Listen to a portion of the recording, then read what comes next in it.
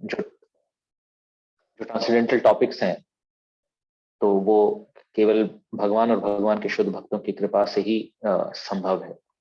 सो अभी हम मंगलाचरण प्रार्थनाओं को कहेंगे। ओम अज्ञानतिमिरान्धस्य ज्ञानाञ्जनशलाकया चक्षुरुन्मीलितं येन तस्मै श्री गुरुवे नमः।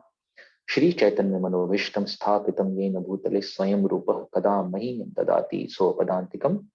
वन्देऽहं श्रीगुरोः श्रीयुतापदकमलं श्रीगुरून् वैष्णवांश्च श्रीरूपं साग्रजातं सहगण रघुनाथान्वितं तं सजीवं साद्वैतं सावधूतं परिजनसहितं कृष्ण चैतन्य देवं श्री राधा कृष्ण पादान सहगण ललिता श्री विशाखान्वितांश्च।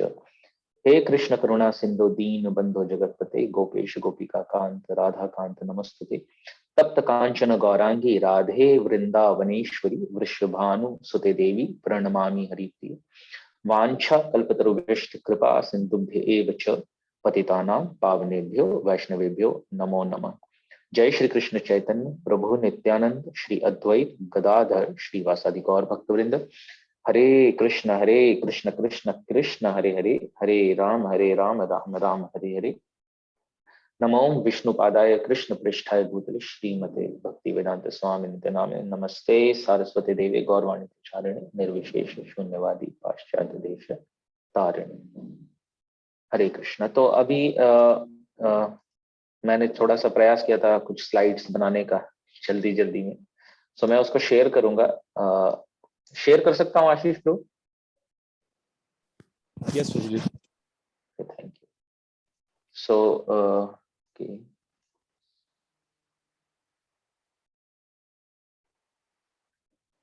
तो बहुत अधिक इसमें आर्टिस्ट्री तो नहीं है स्लाइड्स में, बस मैंने for the ease of just भक्तों से शेयर कुछ जो हम करने वाले हैं उसको समझने समझाने में आसानी है उसके लिए किया हमने। तो ये हम श्रीमद् भागवतम कैंटो 1 चैप्टर 9 से पढ़ रहे हैं, जो है पासिंग अवे विष्णुदेव, और उसमें स्पेसिफिकली हम वर्स नंबर 38 से ऑनवर्ड्स हम चर्चा करेंगे। सो कुछ हम, सॉरी एक सेकेंड, मैं इसके डिजाइन को थोड़ा चेंज करके उसमें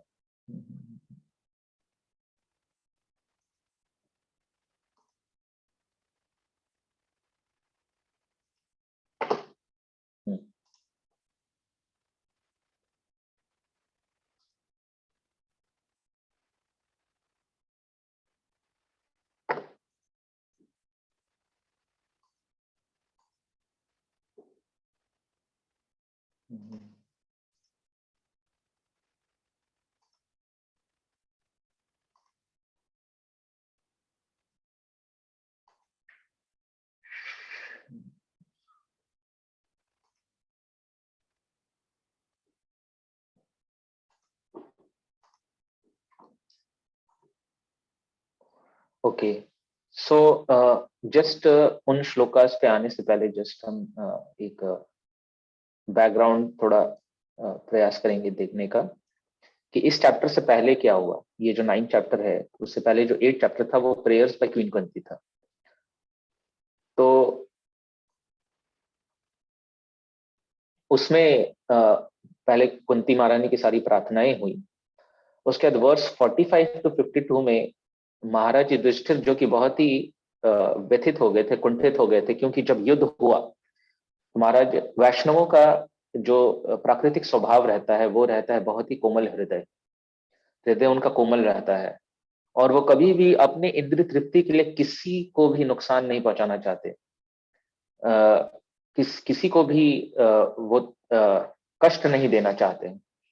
तो युधिष्ठिर महाराज बहुत ही दुखी थे कि केवल इस राज्य के लिए, जैसे अर्जुन युद्ध के समय भ्रमित हो गए थे, युधिष्ठिर महाराज युद्ध के बाद भ्रमित हो गए थे और वो सोचे थे ये सारा हमने केवल इंद्र तृप्ति के लिए किया है और कुछ नहीं। इतने सारे लोगों, करीब 6.64 मिलियन, ऐसा 64 करोड़ लोग मारे गए थे, ऐसा श्रील प्रभुपाद बताते हैं कि 64 करोड़ लोग मारे गए थे इस महाभारत की युद्ध में। तो हम समझ सकते हैं कि कितना 18, वो भी 18 दिन में तो कितना विभत्स युद्ध हुआ होगा। तो युधिष्ठिर महाराज बहुत ही दुखी हो गए थे और वो सोच रहे थे कि सब हमारे केवल राज्य सुख को भोग करने के लिए इंद्रिय तृप्ति के कारण हुआ है। तो जब कुंती महारानी की प्रार्थनाओं के बाद कृष्ण जस्ट हस्तिनापुर से द्वारका जाने वाले थे, तो फिर युधिष्ठिर महाराज ने उनको रोक लिया। फिर वर्ष 46 में यही है, king Yudhishthir who was much aggrieved could not be convinced despite instruction by Vyasa and other great sages and by Lord Krishna himself, the performer of superhuman feats and despite all historical evidence. तो कृष्णा ने भी समझाने का प्रयास किया, व्यासदेव ने भी समझाने का प्रयास किया। These are great personality. Krishna खुद पूर्ण पुरुषोत्तम भगवान है, व्यासदेव उनके अवतार हैं, नारायण के अवतार हैं व्यासदेव, जिन्होंने सारे ग्रंथों को लिखा है, और वो भी एक महाजन, 12 महाजनों में से एक महाजन है और वेदा अथॉरिटी है एक स्पिरिचुअल नॉलेज में। लेकिन उन दोनों से युधिष्ठिर महाराज नहीं समझे। Why Krishna was not able to convince? It was plan of Krishna for the following reasons. He desired that the king hear instruction from the dying Bhishmadeva, who was another great devotee of the Lord. तो भगवान ही परमात्मा के super soul के रूप में भगवान व्यासदेव के हृदय में भी थे, कृष्ण के हृदय में भी थे। उन्होंने इस तरीके से युधिष्ठिर महाराज के हृदय में भी थे, तो युधिष्ठिर महाराज को इस तरीके से उन्होंने भ्रमित किया कि वो न तो स्वयं भगवान कृष्ण के इंस्ट्रक्शन समझ पाए और न तो वो व्यासदेव का इंस्ट्रक्शन समझ पाए। क्यों? क्योंकि वो चाहते थे कि भीष्मदेव से सुने युधिष्ठिर महाराज, जो कि भगवान के एक शुद्ध भक्त थे। और दूसरा कारण ये था कि भगवान चाहते थे कि भीष्मदेव जो तीरों के शैया पे लेटे हुए हैं या अपना शरीर त्यागने वाले हैं कुछ देर में, तो वो अपने जो बहुत ही चहेते ग्रैंड चिल्ड्रन थे या पौत्र, जिनको वो देखना चाहते थे राजा बनने के लिए, उनको देख सके। इसलिए जब युधिष्ठिर महाराज गए तो पूरा सच के गए। जब उनका पूरा जब वो लोग युद्ध के क्षेत्र में गए तो युधिष्ठिर महाराज पूरे किंगली एक ऑपुलेंस में गए थे, अपने पूरे रथ पे सवार होके पूरे सेना के साथ और अन्य राजाओं के साथ, स्वयं कृष्ण भी थे। ऐसा एक मोस्ट इंपॉर्टेंट व्यक्ति बन के गए थे, तो जिससे कि भीष्मदेव को शांति मिले कि अच्छा चलो, जो भगवान के शुद्ध भक्त युधिष्ठिर महाराज जैसे जो राजर्षि हैं वो अब गद्दी पे बैठ गए। King Yudhishthira be pacified by the words of Bhishmadeva so that the world could see that Bhishmadeva excelled all in knowledge including the Lord himself. तो तीसरा कारण ये था कि भगवान हमेशा ही अपने भक्तों को ग्लोरीफाई करना चाहते हैं। भक्त और भगवान का ये रिलेशनशिप होता है कि भक्त हमेशा भगवान को ग्लोरीफाई करना चाहते हैं और जो भगवान है वो हमेशा अपने भक्तों को ग्लोरीफाई करना चाहते हैं। भक्त हमेशा भगवान को क्रेडिट देते हैं, एक्चुअली में सारा क्रेडिट भगवान का ही है, बट भगवान इतने महान है कि वो अपने भक्तों को क्रेडिट देना चाहते हैं, खुद अपने पास क्रेडिट नहीं रखना चाहते हैं। सो इस प्रकार से वो भीष्मदेव को ग्लोरीफाई करना चाहते थे। एंड नाउ, तो उसके बाद ये सारा जो सीन सेट हुआ कि उसके बाद इस चैप्टर में फाइनली जब कृष्ण से भी नहीं समझ पाए और अर्जुन से भी नहीं, और सॉरी व्यासदेव से भी नहीं समझ पाए, तो सबने डिसाइड किया कि अब चलते हैं भीष्मदेव के पास, युद्ध के क्षेत्र में भीष्मदेव के पास। तो फिर इस चैप्टर में पहले से चौथे श्लोक में the Pandavas visit Bhishmadeva's deathbed. 5वां से जो 11वां श्लोक है, Bhishmadeva welcomes everyone assembled at his deathbed. तो भीष्मदेव सबको स्वागत करते हैं। तो हालांकि वो डेथ बेड पे थे, फिर भी वो एटिकेट नहीं भूले। तो हम देखते हैं कि वैदिक कल्चर मीन्स कि हमारी चाहे कितनी विकट परिस्थिति क्यों ना हो, हमें सदाचार का पालन अवश्य करना चाहिए। जो भक्तों के प्रति सदाचार हो, जनरल पब्लिक के प्रति सदाचार हो। इसे श्रील प्रभुपाद कहते भी थे कि devotees, our devotees can be identified when they will behave like a gentleman. तो मेरे जो इस्कॉन के मेंबर्स हैं उनको पहचाना जा सकता है अलग से, क्योंकि वो एक जेंटलमैन की तरह बिहेव करेंगे हमेशा। उसके बाद 18 से 24वें श्लोक में, 12 से 17वें श्लोक में Bhishmadev specifies and encourages the Pandavas. 18 से 24वें श्लोक में Bhishma glorifies the position of lord Krishna as the supreme personality of godhead. फिर 25 से 28वें श्लोक में भीष्मदेव इंस्ट्रक्ट्स महाराज युधिष्ठिर। भीष्मदेव ने महाराज युधिष्ठिर को इंस्ट्रक्शन दिया, अलग अलग वर्णाश्रम में बहुत इंस्ट्रक्शन दिया भीष्म देव ने। फिर 29 से 31वें श्लोक में भीष्म देव का जो फाइनल मोमेंट था वो आ गया, उसके विषय में है। और जो सेक्शन आज हम ले रहे हैं वो इसमें फॉल करता है 32 से 43, हम 38 से 41 तक चर्चा कर रहे हैं। तो 32 to 43 Bhishma Deva's prayer unto the lord, जो भीष्म देव ने भगवान के लिए प्रार्थनाएं की। और लास्ट जो सेक्शन है 44 to 49 honouring Bhishma Deva's departure and events thereafter. तो भीष्म देव के डिपार्चर को सभी ने ऑनर किया, ग्लोरीफाई किया, और उसके बाद जो इवेंट्स हुए। तो अब चित्रा माता जी से निवेदन है कि वो श्लोक की पुनरावृत्ति कर सकते हैं, ये 38वें श्लोक की। हरे कृष्ण प्रभु जी। हरे कृष्ण। हरे कृष्ण प्रभु जी, मुझे ना संस्कृत में पढ़ने के लिए नहीं हो रहा है, मैं तात्पर्य अनुवाद पढ़ती हूँ उसका। हाँ हाँ, तो मैं श्लोक पढ़ लेता हूँ फिर संस्कृत का। हाँ जी। फिर आप अनुवाद और तात्पर्य पढ़ लीजिएगा। जी। प्रभु जी मैं पढ़ूं संस्कृत में? हाँ हाँ माता जी, श्योर, आप पढ़ सकते हैं।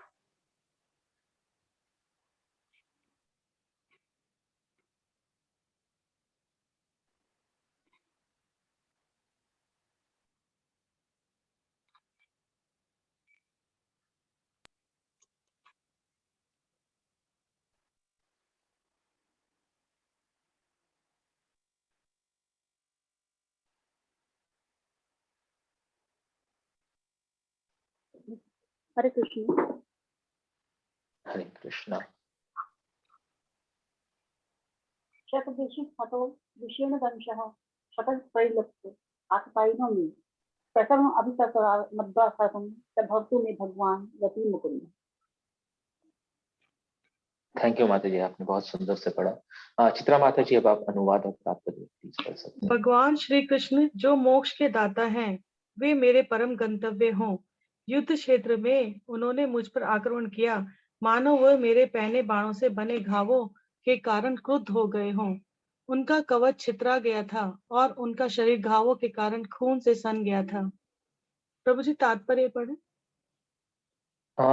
तात्पर्य माता जी नॉर्मली कैसे करते हैं जब ये क्लास होता है? तो अगर आप लोग तात्पर्य पढ़ते हैं तो आप तात्पर्य पढ़ लीजिए, या कुछ और सिस्टम है तो नहीं, प्रभु जी ने जब वो कहते तब हम पढ़ते, नहीं तो हम सिर्फ अनुवाद पढ़ते हैं।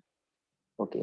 क्योंकि तात्पर्य पे हम चर्चा करने वाले हैं आगे, सो जी जी जी। मे बी ठीक हम है उसको स्किप कर सकते हैं। जी। ठीक है, इज इट ओके चित्रा माता जी? हाँ जी ठीक। ठीक है, थैंक यू माता।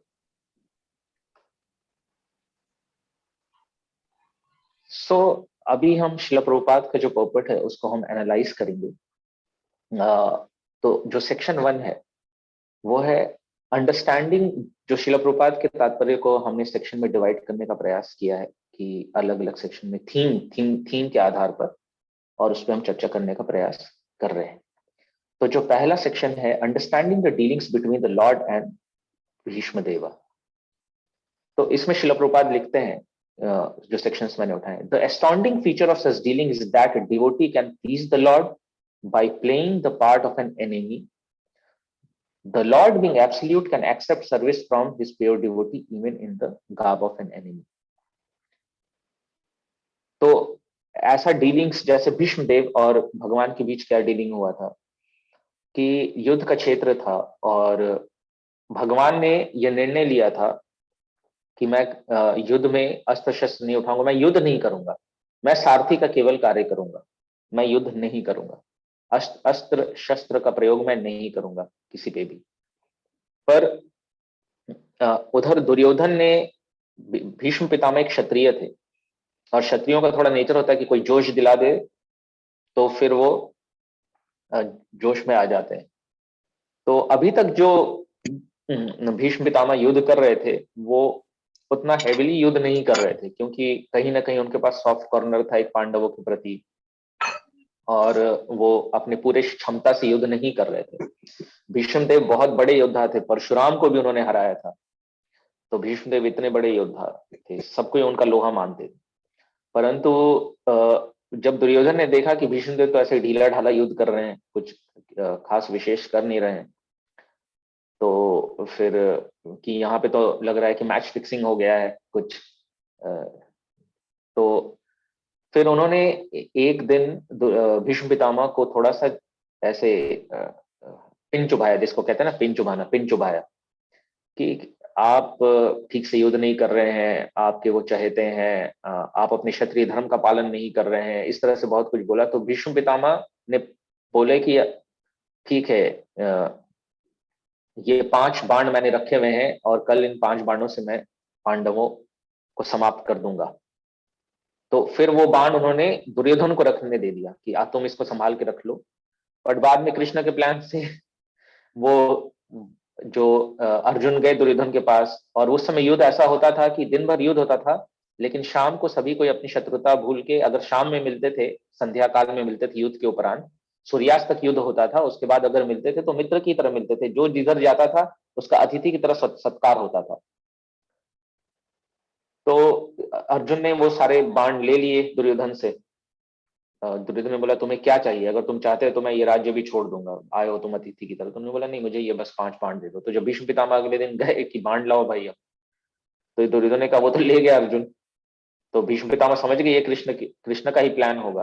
तो भीष्म पितामह ने बोला कि मैं आज ऐसा युद्ध करूंगा कि कृष्ण को अपना व्रत तोड़ना पड़ेगा, मेरा वाव, मेरा व्रत तोड़वाया है, कृष्ण ने तोड़वाने का प्रयास किया, तो मैं भी उनका व्रत तोड़वाऊंगा। तो इतने जबरदस्त इतना युद्ध किया अपनी क्षमता से भीष्म पितामह ने कि अर्जुन कुछ कर ही नहीं पा रहे थे, बाण भी नहीं चला पा रहे थे अर्जुन। और जब कृष्ण ने देखा, अब कृष्ण ने बोला कि अभी थोड़े दिन पहले मैंने डिक्लेयर किया, अभी भगवत गीता थोड़े देर पहले मैंने कहा, और मैंने कहा कौनते प्रतिजानी ही न में भक्त प्रणश्यति, मेरे भक्त कभी भी अनसक्सेसफुल नहीं रहते। तो जब और फिर जब ब्रह्मा जी प्रेयर कर रहे होते हैं भागवतम में, इसी भागवतम में, तो ब्रह्मा जी अपने प्रेयर्स में कहते हैं कि नारद मुनि से कि मेरा वचन कभी असत्य नहीं जाता, क्योंकि हृदय और कि अब मैंने अपने पूरे हृदय से और कंठवता धृतो हरि, तो मैंने अपने पूरे हृदय से, पूरे उत्कंठा से भगवान के चरण कमलों को पकड़ रखा है। तो भगवान के भक्तों का वचन कभी अधूरा नहीं जाता। तो भगवान ने बोला मैंने वचन दिया था कि मैं अस्त्र शस्त्र नहीं उठाऊंगा, लेकिन मेरे भक्त ने वचन दिया है कि मेरे भक्त का कभी नाश नहीं होता, तो वो ज्यादा इंपॉर्टेंट है मेरे लिए। तो उसकी रक्षा करना, मुझे जिसको जो बोलना है बोलने दे, लेकिन मैं अपने भक्तों के वचन को कभी असत्य नहीं होने दे सकता। तो तब उन्होंने भी देखा कि अब कोई चारा नहीं है, तो उन्होंने रथ का पहिया उठा के वो दौड़े भीष्म पितामह की तरफ की ओर उनको मारने के लिए। तो और भीष्म पितामह भी उधर से भगवान पे तीर चला रहे थे, और भगवान का हालांकि दिव्य शरीर है, सच्चिदानंद शरीर है, जैसे ईशोपनिषद में भी बताते हैं कि भगवान के शरीर में नसें नहीं है, भगवान का शरीर भौतिक नहीं है, तो फिर भी उनके जो रक्त है उनके शरीर से प्रवाहित हो रहा था, और वो एक डेकोरेशन की तरह लग रहा था, वो एक डेकोरेशन की तरह लग रहा था। और ऐसा लग रहा था जैसे कोई जो लवर होता है गुलाब का फूल फेंक रहा है अपने लवर पे, जो कोई किसी से प्रेम में होता है। तो ये डीलिंग जो है, इसका एक कारण तो हमने पढ़ा कि एक कारण ये भी है कि टू बेविल्डर द नॉन डिवोटीज है। कृष्ण भगवान थोड़े ही है, अगर भगवान होते तो उनके शरीर से रक्त थोड़ी बह रहा होता। तो भगवान हमेशा जो भक्ति का मार्ग है वो शुद्ध भक्तों के माध्यम से ही भक्ति के मार्ग पे चला जा सकता है। अगर हमको भगवान को समझना है तत्व से, एक तो तत्व होता है और लीला होती, तो अगर कोई भक्त के शरण में नहीं जाता है और केवल लीला सुनता है तो वो उस लीला से तत्व को नहीं समझ सकता है। तो इसलिए कोई लीला है तो उसके पीछे का जो तत्व है वो केवल शुद्ध भक्तों के मुखारविंद से ही समझा जा सकता है, अन्यथा नहीं समझा जा सकता है। तो जो भगवान के भक्तों का शरण नहीं लेना चाहते हैं वो हमेशा भ्रमित रहते हैं, और भगवान लीलाएं ही ऐसी करती हैं कि व्यक्ति भ्रमित हो जाए। तो इसलिए अगर हमें भी भक्ति में जीवन में भ्रमित नहीं होना है तो शुद्ध भक्त का शरण लेना पड़ेगा। फिर तीसरा जो था सेक्शन में तीसरा श्रील प्रभुपाद बताते हैं इस थीम के अंतर्गत, the lord's all spiritual body can not be wounded and a devotee can not become the enemy of the lord. तो जो कि हमने चर्चा किया, Bhishmadev would not have desired to have the very same Lord as the ultimate destination of his life। तो अब श्रील प्रभुपाद तत्व बता रहे हैं कि bewilder not devotees, लेकिन वो ऐसा क्यों कह रहे हैं? तो फिर लॉजिकली श्रील प्रभुपाद बता रहे हैं यहाँ पे, ऐसा नहीं कि बस बोल दिया और मान लिया। वो बता रहे हैं कि लॉजिक के साथ कि अगर भीष्मदेव के एनिमी होते भगवान, इतने कट्टर शत्रु होते कि भीष्मदेव उनके प्राण भी हरने को रेडी होते, तो फिर अल्टीमेट डेस्टिनेशन थोड़ी चुनते भीष्मदेव उनको। और दूसरा ये कि लॉर्ड का स्पिरिचुअल बॉडी है, वो तो उसमें घाव हो भी नहीं सकता और कोई भक्त घाव करने का सोच भी नहीं सकता है। Had Bhishmadev been an enemy of the Lord Krishna could have annihilated him without even moving। अगर सही में भगवान को मारना होता भीष्मदेव को, तो इतना करने की आवश्यकता नहीं होती, हार्ट अटैक से मर जाते, किसी से मर जाते। तो ये लीला करने का भगवान के कारण होते हैं अनेक, अदरवाइज भगवान को ऐसी लीलाएं करने की कोई आवश्यकता नहीं। तो मुख्यतः जैसे कल भी हम चर्चा कर रहे थे भगवत गीता क्लास में कि मुख्यतः जो कारण है, परित्राणाय च साधूनाम विनाशाय च दुष्कृताम धर्म संस्थापम अर्थाय, उसमें भी जो टॉप मोस्ट कारण है वो परित्राणाय साधूनाम, क्योंकि भगवान के भक्त भगवान की लीलाओं का दर्शन करना चाहते हैं, भगवान के साथ उनकी लीलाओं में एसोसिएट होना चाहते हैं, और वो हमेशा ही और उत्कंठित रहते हैं। उनके अंदर, उनके लाइफ में केवल और केवल एक ईगरनेस होता है कि कैसे भगवान और भगवान के भक्तों का संग कर सकें, उनकी लीलाओं में भाग ले सकें। और हर भक्त का अपना एक रस होता है भगवान के साथ, कोई दास्य रस में होता है, कोई साख्य रस में होता है, कोई वात्सल्य रस में होता है, कोई माधुर्य रस में होता है। तो इस प्रकार से जैसे जिस रस में, जैसे भीष्मदेव है वो भगवान के साथ दास्य रस में, सर्विटरशिप, वो भगवान के दासत्व में सेवा करते हैं, और 5 प्रमुख रस हैं और 7 सेकेंडरी रसाज हैं, जैसे श्रील प्रभुपाद बताते हैं भगवत गीता के इंट्रोडक्शन में। तो उसमें एक वीर रस भी है। तो दास से भाव में स्पेशली वीर रस से जुड़े हुए हैं भगवान के साथ भीष्मदेव, तो इसलिए वो उस भाव में आदान प्रदान कर रहे थे भगवान के साथ। Vishnudev did so because the warrior devotee wanted to see the transcendental beauty of the Lord decorated with moons created by a pure devotee. By such dealings, both the Lord and the devotee become glorified in their respective positions. तो externally हमें लग सकता है कि ये क्या लीला चल रहा है, but उससे होता क्या है कि शुद्ध भक्तों के माध्यम से भगवान के भी और वो जो भक्त लीला में है उनके दोनों की ग्लोरिफाइड होते हैं। The Lord was so angry that Arjuna checked him when he was moving towards Bhishmadev. But in spite of Arjuna's checking, he proceeded towards Bhishmadev as a lover goes to a lover, without caring for hindrances. Apparently, his determination was to kill Bhishmadeva, but factually, it was to please him, a great devotee of the Lord. तो सार यही है, जो लीला हुई भीष्मदेव भगवान भी युद्ध के क्षेत्र में उस समय, कि ऊपर से लग रहा था कि भगवान उनको मारने के लिए आगे बढ़ रहे हैं, बट भगवान का जीवन जो है, भगवान का जीवन समर्पित है भक्तों की प्रसन्नता के लिए, और भक्तों का जीवन समर्पित है भगवान की प्रसन्नता के लिए, और भगवान के भक्तों की प्रसन्नता के लिए। ये केमिस्ट्री है, ये कॉम्बिनेशन है। तो उससे लर्निंग्स क्या है? सेक्शन 2, उससे पहले सेक्शन 2 में ultimate destination of a pure devotees life is the Lord in his personal future. तो उसमें तात्पर्य में श्रील प्रभुपाद बताते हैं कि जो भगवान के निराकार ब्रह्म की उपासना करना चाहते हैं उससे कोई खास विशेष लाभ नहीं है, क्योंकि उसमें मेडिटेशन नहीं हो पाता है, वो बस प्रयास एक रह जाता है, लेकिन अपने आप को बस संतुष्टि थोड़ी बहुत हो जाती है, मेडिटेशन नहीं हो पाता है। तो उसका स्पिरिचुअल जो हमारी लाइफ में कंट्रीब्यूशन नहीं रहता, जो अल्टीमेट कंट्रीब्यूशन होना चाहिए। तो सेक्शन 2 में श्रील प्रभुपाद अपने तात्पर्य में छोटा सा 2-3 लाइन लिखते हैं, तो उसका सार यही है कि ultimate destination of a pure devotees life is the Lord in his personal feature. तो हमारा जो मेडिटेशन होना चाहिए भगवान का जो दिव्य स्वरूप है, सच्चिदानंद स्वरूप है, उस पे होना चाहिए। लर्निंग्स क्या इस वर्ष से हम जो ले सकते हैं? ऑफ कोर्स बहुत सारे लर्निंग्स हैं, जैसे मैंने कुछ नोट डाउन किया है, आप सभी इंटेलिजेंट डिवोटी हैं, आप इसमें और ऐड भी कर सकते हैं। Lord accepts whatever is offered to him out of pure love। तो भगवान के लिए, भगवान प्रेम के भूखे हैं, भगवान के लिए प्रेम इंपॉर्टेंट है। तो प्राइमरी जो जो एक बॉटम लाइन है, जो एक आधार है सारे डीलिंग्स का, एक आत्मा, एक जीवात्मा और भगवान के बीच में, आत्मा और परमात्मा के बीच में वो प्रेम है। तो प्रेम से जो भी हम भगवान को ऑफर करते हैं, भगवान उसको एक्सेप्ट करते हैं। तो हम कैसी भी परिस्थिति में, भगवान हमारी परिस्थिति को समझते हैं। हमारे जो शारीरिक परिस्थिति है, हमारी जो मानसिक परिस्थिति है, हमारी जो सामाजिक परिस्थितियां हैं, वो सारी परिस्थितियों को भगवान समझते हैं। कई बार भक्त हताश हो जाते हैं कि मेरे घर वालों का सपोर्ट नहीं है और मैं ये नहीं कर पा रहा, वो नहीं कर पा रहा, अलग ऑल्टर नहीं घर पे बना पा रहा, क्योंकि वो लोग देवी देवताओं को मानते हैं तो बना नहीं, फिर वो टोकते हैं। ऑल दिस सिचुएशन भगवान समझ रहे हैं। अगर आप गाइडेंस में जो भी कार्य कर रहे हैं उसको भगवान एक्सेप्ट कर लेते हैं।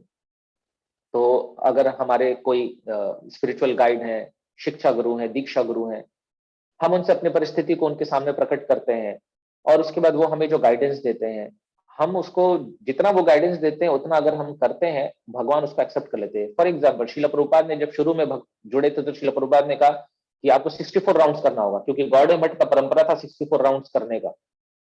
तो भक्तों ने बहुत नहीं हो सकता ये ऐसे करके, शिला प्रभुपाद ने कहा ओके 32। फिर भक्तों ने नहीं हो सकता, बहुत सारे कारण दिए। फिर शिला प्रभुपाद ने कहा नॉट लेस देन 16, मिनिमम 16 तो करना ही होगा, दैट्स इट। तो आज शिला प्रभुपाद ने कहा कि one who chants 16 rounds regularly and follows 4 regulative principle, he is sure to go back to Godhead। तो शिला प्रभुपाद ने इसको कितना कम कर दिया और हमारे लिए आसान कर दिया, क्योंकि शिला प्रभुपाद ने कहा तो भगवान उसको एक्सेप्ट करते हैं। ओके, आप 16 माला जप कर रहे हो, कम से कम आप 4 नियमों का पालन कर रहे हो, तो मैं आपको एक्सेप्ट करूंगा अपने धाम में। तो इसलिए हमको हमेशा भगवान के भक्तों के गाइडेंस में कार्य करना चाहिए, और जो भी हम कर पा रहे हैं हमको उस गाइडेंस के अंतर्गत हमें एश्योर्ड रहना चाहिए कि भगवान उसको लविंगली एक्सेप्ट कर रहे हैं, हताश नहीं होना चाहिए। Lord is always thinking of how to satisfy his pure devotees. तो भगवान हमेशा यही सोचते रहते हैं, ये यथा माम प्रपद्यन्ते ताम तथैव भजामि। तो जैसे हम भजन करते हैं भगवान का, भगवान भी, परम पूज्य लोकनाथ स्वामी पर महाराज बताते हैं कि भजामि अहम का वही अर्थ है कि भगवान भी अपने भक्तों का भजन करते हैं, उनकी सेवा करते हैं। अब सेवा का हम सोच सकते हैं कि किसी ने हमसे पूछा कि किसी ने हमसे पूछा कि ये भगवान ये क्या है, भगवान दिन भर मेरा नाम पुकारो, क्या भगवान को हिटलर है क्या, दिन भर मेरा नाम पुकारो, दिन भर मेरी भक्ति करो, मेरा श्रवण करो, मन मना भव मद भक्तो मदियाजी माम नमस्कुरु। तो ये सारा कुछ तो भगवान तो बड़े वैसे हिटलर जैसे लग रहे हैं, या बस मेरा मेरा मेरा। तो फिर मैंने उन्हें कहा कि ठीक है, जब हम भगवान का नाम पुकारते हैं, भगवान के विषय में सुनते हैं, तो भगवान क्या करते हैं, उसके बाद भगवान करते क्या है। जैसे सपोज हमारे यहाँ कोई मान लीजिए काम करने वाली बाई आती है और उसका नाम है कमला, तो हम पुकारते हैं कमला इधर आओ, या फोन करते हैं अरे कमला अभी तक आए नहीं तुम। लेकिन कमला आके करती क्या है, कमला आके घर की सफाई करती है, हमारी सेवा करती है, हमारे यहाँ नौकर बन के कार्य करती है।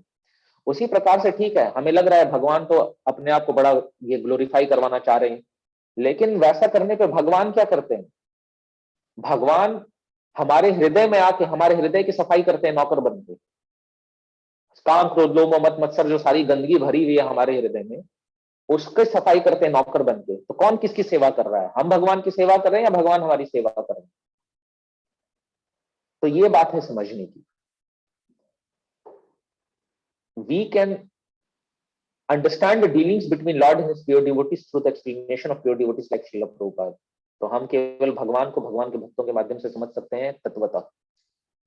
भगवान और जो उनके भक्त होते हैं, जब आपस में वो आदान प्रदान करते हैं, तो वो जो लोग क्या सोचेंगे, जो एक है ना कि लोगों का काम है कहना, तो कुछ तो लोग कहेंगे लोगों का काम है कहना। तो आप भक्ति करेंगे, कोई ना कोई कुछ ना कुछ कहता ही रहेगा, लेकिन हमको उससे प्रभावित नहीं होना है। न भगवान प्रभावित होते हैं कि उनके बारे में कोई क्या सोचता है, न तो शुद्ध भक्त प्रभावित होते हैं कि उनके बारे में कोई क्या सोचता है। भगवान हमेशा अपने भक्तों की प्रसन्नता के लिए कार्य करते हैं, और भक्त हमेशा अपने भगवान की प्रसन्नता के लिए और भगवान के शुद्ध भक्तों की प्रसन्नता के लिए कार्य करते हैं। तो हमको ज्यादा opinions, as long as we are performing our living our devotional life under guidance, we should not care so much for what other people are thinking. हमको भगवान को इम्प्रेस करना है, हमको भगवान के शुद्ध भक्तों को इम्प्रेस करना है. That is the aim of life. Our life's ultimate goal should be to please Shyam Sundar under the guidance of his pure devotees. We require guidance to understand what is favorable and what is unfavorable for our bhakti. तो हमें guidance क्यों चाहिए? Guidance चाहिए जानने के लिए कि हमारे भक्ति के लिए अभी इस अवस्था में, हम जिस ज्ञान और वैराग्य की अवस्था में हमारा जो लेवल है, उसके हिसाब से हमारे लिए फेवरेबल क्या होगा और अनफेवरेबल क्या होगा. हो सकता है कि आप निर्जला व्रत कर रहे हैं, लेकिन आपको एकदम गर्म स्थान पे निर्जला व्रत एकादशी, जो निर्जला पांडव एकादशी होती है, उसमें हम नहीं कर सकते, तो आपको थोड़ा सा एसी का हवा चाहिए. तो हो सकता है आपके काउंसलर बोल दे ठीक है आप एसी में बैठ कर निर्जला कर सकते हैं, नहीं करने से तो अच्छा है. सो हो सकता है लेकिन बाद में हैबिट हो जाए तो एसी की आवश्यकता ना पड़े. तो इस प्रकार से गाइडेंस में हमको चीजों को एक्सेप्ट करना है और चीजों को वस्तु, हम रिजेक्ट और एक्सेप्ट क्या करते हैं? वस्तु, व्यक्ति, परिस्थिति, ये तीन चीज को हम एक्सेप्ट करते हैं और रिजेक्ट करते हैं अपने लाइफ में, या तो अपने मन के गाइडेंस में या तो स्पिरिचुअल गाइडेंस में. तो किस वस्तु का संग करना है, किन परिस्थितियों में रहना है और किस व्यक्ति का संग करना है, किन वस्तुओं को प्राप्त करने की लालसा रखनी है, किस व्यक्ति का संग करना है और किन परिस्थितियों में रहना है, ये सारा गाइडेंस में होना चाहिए. Remembrance of lord through the prayers are the best way to associate with the lord at all times. तो हम देखते हैं भागवतम पूरा प्रार्थनाओं से भरा हुआ है और इन प्रार्थनाओं को हमको याद करना चाहिए, हमको रिसाइट करना चाहिए इन प्रार्थनाओं को. तो ऐसा बताते हैं कि हमेशा हमें जो प्रार्थनाएं करनी चाहिए, जो पूर्ववर्ती आचार्यों ने प्रार्थनाएं की हैं, उनको हमें दोहराना चाहिए, क्योंकि हम सेफ रहते हैं उन प्रार्थनाओं में, हम पूरी तरह से सेफ रहते हैं. और उन प्रार्थनाओं को जब हम रिपीट करते हैं तो क्योंकि उनके शुद्ध भक्तों द्वारा कही हुई वो प्रार्थना है, तो भगवान को बहुत प्रसन्नता होती है. इसलिए आप देखिएगा कि भागवतम के हर अध्याय के अंत में जो इस एक फलश्रुति लिखा हुआ है कि जो इस अध्याय को पढ़ता है सुबह सुबह उठ के, वो निश्चित ही सक्सेस प्राप्त करता है. जो इन प्रार्थनाओं को पढ़ता है उसको वांछित फल प्राप्त होता है. इस तरह से फलश्रुति लिखा हुआ है. तो हमें हमेशा प्रेयर्स में बहुत पावर है, इसलिए हर जगह पूरा भागवतम प्रेयर्स से भरा हुआ है. तो हमें प्रैक्टिस करना चाहिए, हमें स्मरण याद करना चाहिए, करने का प्रयास हम कर सकते हैं इन प्रार्थनाओं को. और जब हम अर्चा विग्रह के दर्शन कर रहे हैं और अन्यथा भी हम कोई भी कार्य कर रहे हैं, इन प्रार्थनाओं को दोहरा सकते हैं. और कुछ नहीं तो जो दो प्रार्थनाएं हैं, एक तो जय श्री कृष्ण चैतन्य प्रभु नित्यानंद श्री अद्वैत गदाधर श्रीवासादि गौर भक्त वृंद, और दूसरा हरे कृष्ण कृष्ण कृष्ण हरे हरे, हरे राम राम राम हरे हरे. कुछ नहीं तो ये दो प्रार्थनाएं अपने आप में बहुत इंपॉर्टेंट है. इन प्रार्थनाओं को ही हम करेंगे कॉन्स्टेंटली चैंटिंग हरे कृष्ण, वो अपने आप में महामंत्र है, महाप्रार्थना है. तो उसको हमको हमेशा करते रहने का अभ्यास करना चाहिए. तो अब वर्स 39 पे हम आते हैं, उस पर हम चर्चा करेंगे. तो मधु माता जी आप पढ़ना चाहेंगे? जी जी. विजयरथ कुटुंब आत्मत्रे हृदय रश्मि तक्षय क्षण्य भगवती रतिस्तुनि मोहशो यम्य निरीक्ष्य हतागतः स्वरूपम. धन्यवाद माता. चित्रा माता जी आप अनुवाद करना चाहिए.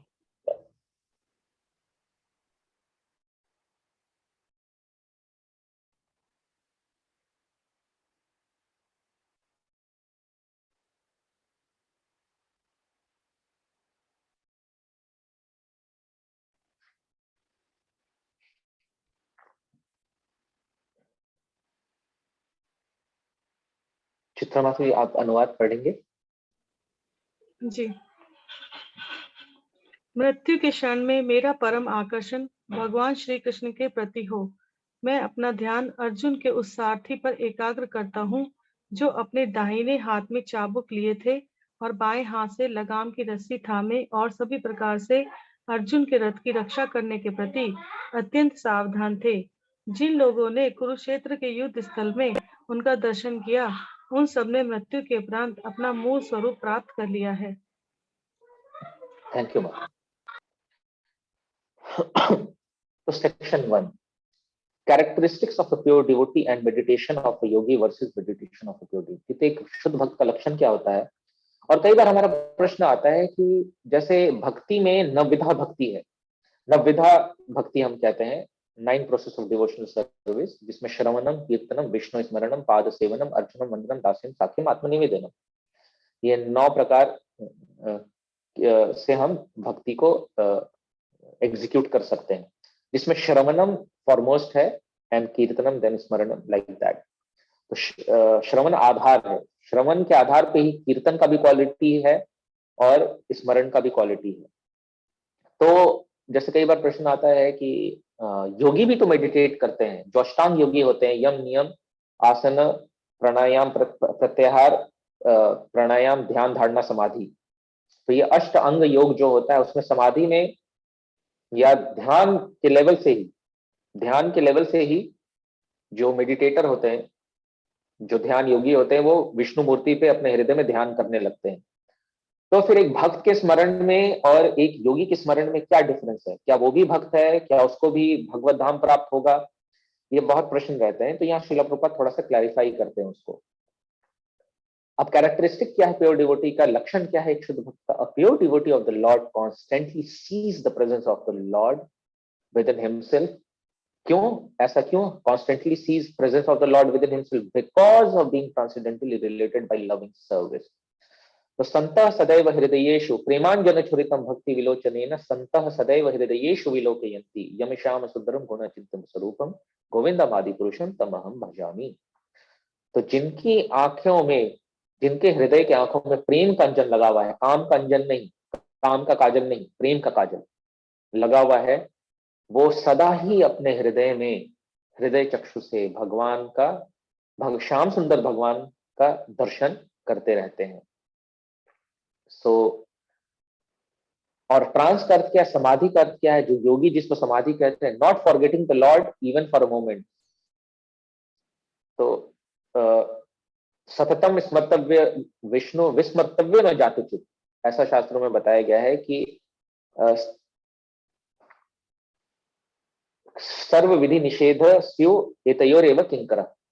तो बताया गया है कि शास्त्र में जितने भी यम और नियम दिए हुए हैं, डूज एंड डोंट्स, वो किस लिए दिए हुए हैं? केवल एक पर्पस को अचीव करने के लिए, that is to always remember Krishna and never forget him. तो ट्रांस का मतलब है हमेशा भगवान के स्मरण में रहना। तो श्रील प्रभुपाद बताते हैं, the mystic yogi tries to concentrate upon the super soul by restraining the senses from all other engagements and thus he ultimately attains samadhi, whereas a devotee, अब कंपैरिजन है, whereas a devotee more easily attains samadhi or trance by constantly remembering the Lord's personal feature along with his holy name, fame, pastime, etc. Therefore, the concentration of mystic yogi and that of a devotee are not on the same level. तो योगी तो concentrate करते हैं, लेकिन उससे पहले अलग अलग stages हैं, उन स्टेजेस को क्रॉस करना पड़ेगा, तब जाके उनका समाधि ध्यान शुरू होता है। यम, नियम, आसन, प्रत्याहार, प्राणायाम, ध्यान, अब ध्यान तब शुरू हुआ, उससे पहले ध्यान नहीं हुआ।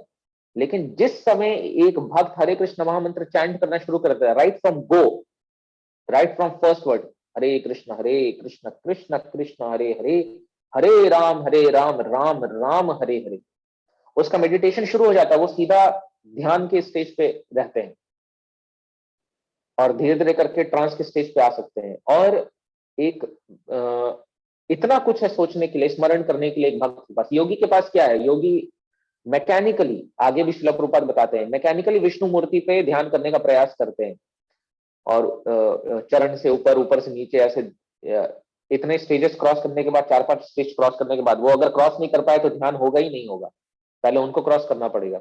लेकिन भक्तों के पास ध्यान करने के लिए इतना कुछ है, भगवान का नाम, रूप, गुण, लीला, धाम, भगवान के भक्तों का चरित्र, ये सारा कुछ वैरायटी है, इतना वैरायटी है, इसमें नहीं तो इसमें स्मरण कर लो, इसमें नहीं तो इसमें स्मरण कर लो। और अपने किसी भी एक्टिविटी से हम कनेक्ट कर सकते हैं उसको, आगे हम उसको देखेंगे। सो इसलिए एक भक्त का जो रिमेम्बरेंस और एक योगी का जो ध्यान है वो डिफरेंट है। योगियों का जो ध्यान है वो डिफिकल्ट है बहुत, भक्तों का आसान है और मोर प्यूरिफाइंग है और मोर रिलेशेबल है। The concentration of the mystic yogi is mechanical, whereas that of the pure devotee is natural in pure love and spontaneous affection. तो प्रेम जब संबंध ज्ञान हो जाता है, परम ब्रह्म को समझने का तीन स्तर है। ब्रह्मेति परमात्मेति भगवान इति शब्दयते। तो भगवान का ही स्तर, जो भगवान के जो स्तर का रियलाइजेशन आत्म साक्षात्कार है, वही प्रेम का आत्म साक्षात्कार, और वही प्रेम को समझने का स्तर है। तो जब हम संबंध ज्ञान में पूर्ण स्थित हो जाते हैं और उस संबंध ज्ञान में हमें पता चल जाता है कि हमारे और भगवान का संबंध जो है वो प्रेम का संबंध है, तो भगवान को याद करना बहुत आसान हो जाता है। क्योंकि प्रेमवश किसी को याद करना बहुत आसान है, लेकिन मैकेनिकली बस एक सिद्धि प्राप्त करने के लिए या मोक्ष प्राप्त करने के लिए बिना एक स्ट्रॉन्ग रिलेशनशिप हुए याद करना आसान नहीं होता ना भगवान को। तो इसलिए योगियों का मैकेनिकल है, क्योंकि वो प्रेम के आधार पे नहीं है। याद किस लिए करना है? बस याद करना है, कुछ कहा गया याद करने, लेकिन याद किस लिए करना है? अरे वो तो मेरे अपने हैं। पितामहस्य जगतो माता धाता पितामह, भगवान जैसे भगवत गीता में कहते हैं। तो इतना स्ट्रॉन्ग रिलेशनशिप है हमारे भगवान के साथ, इटर्नल। तो इसलिए डिवोटीज के लिए याद करना, रिमेम्बर करना आसान है।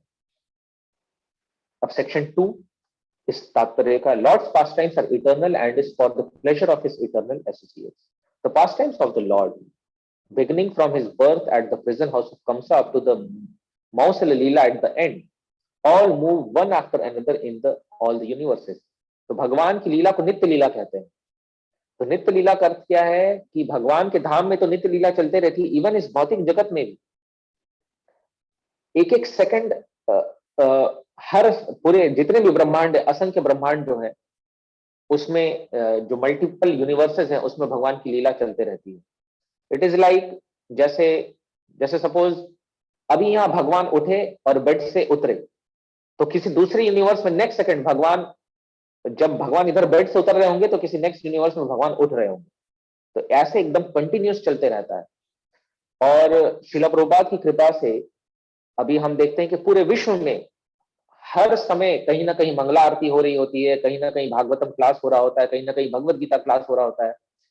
तो हम देखते हैं कि अभी भी भगवान की नित्य लीला चल, कहीं ना कहीं कीर्तन हो रहा होता है।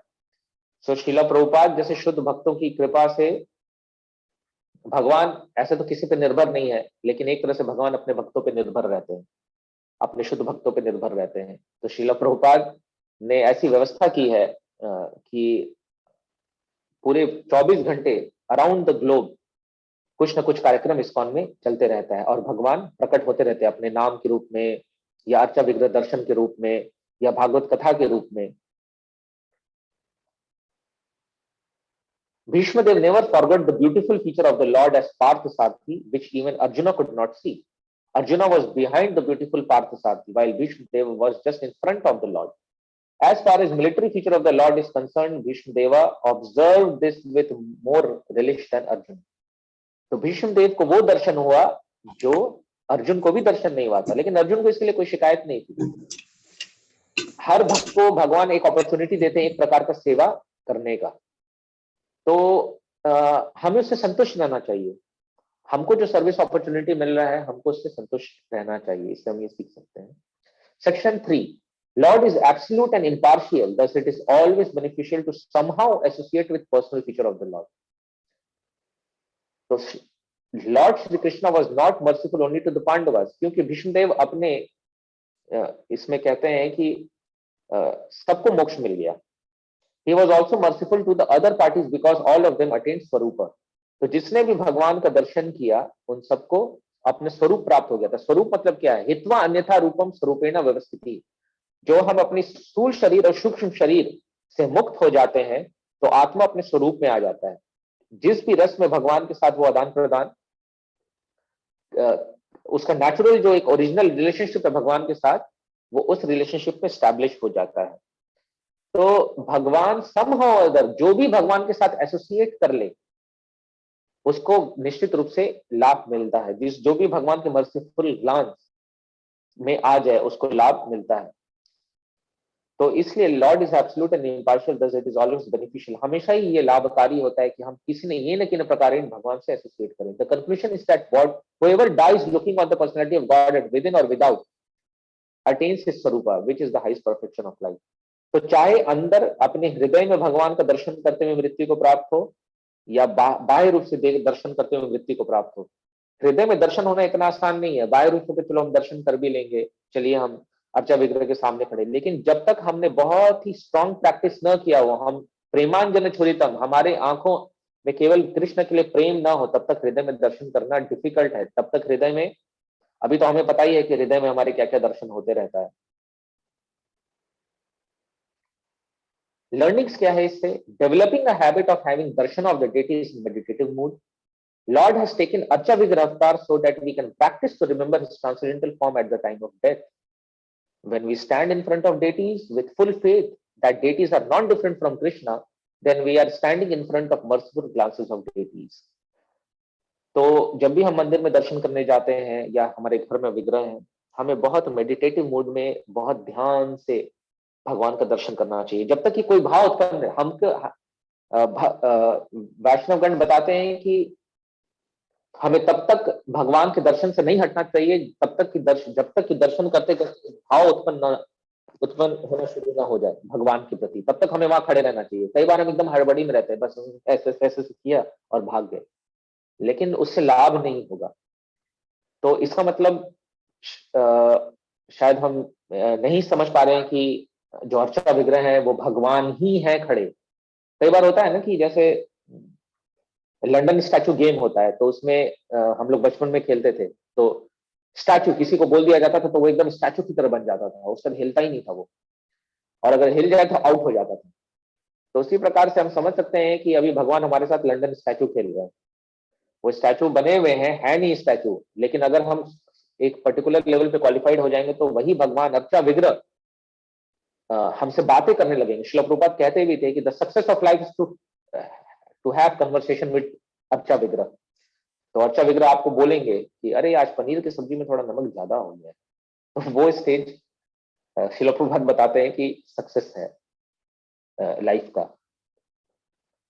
Becoming well versed with various pastimes of the Lord so that we can remember him in context with in context with our day to day activity। ये during extra word आ गया। For example, जैसे भीष्म देव एक क्षत्रिय थे, तो वो एक क्षत्रिय भाव से कृष्ण को याद कर रहे थे पार्थ सारथी रूप में।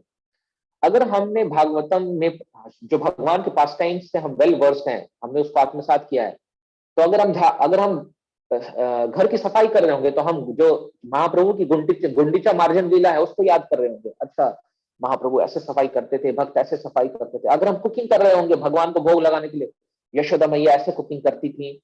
तो इस प्रकार से हर एक एक्टिविटी में हमें कोई ना कोई भगवान की लीला का स्मरण होने लगेगा,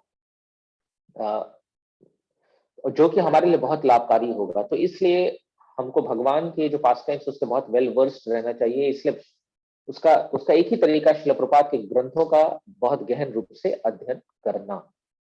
Practicing to somehow or other associate with Lord 24 hours a day through नवविधा भक्ति, जिसमें श्रवण फॉरमोस्ट है।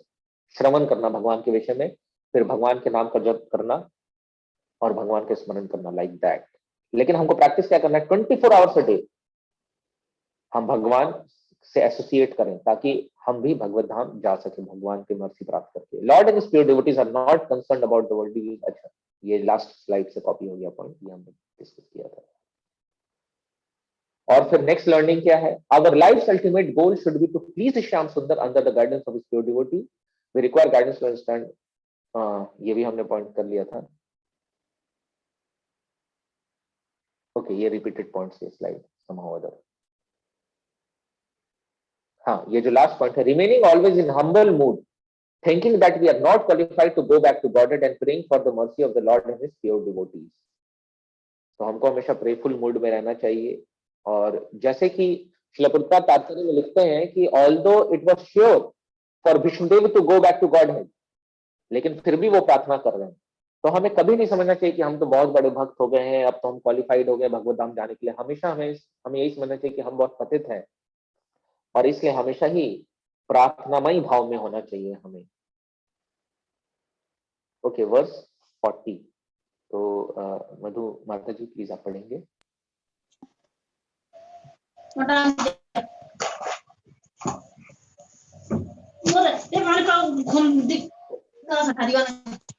नहीं आशीष को भी स्क्रीनशॉट शेयर कर देंगे ना बाकी को। हाँ, मैं यस पढ़ूँ? यस।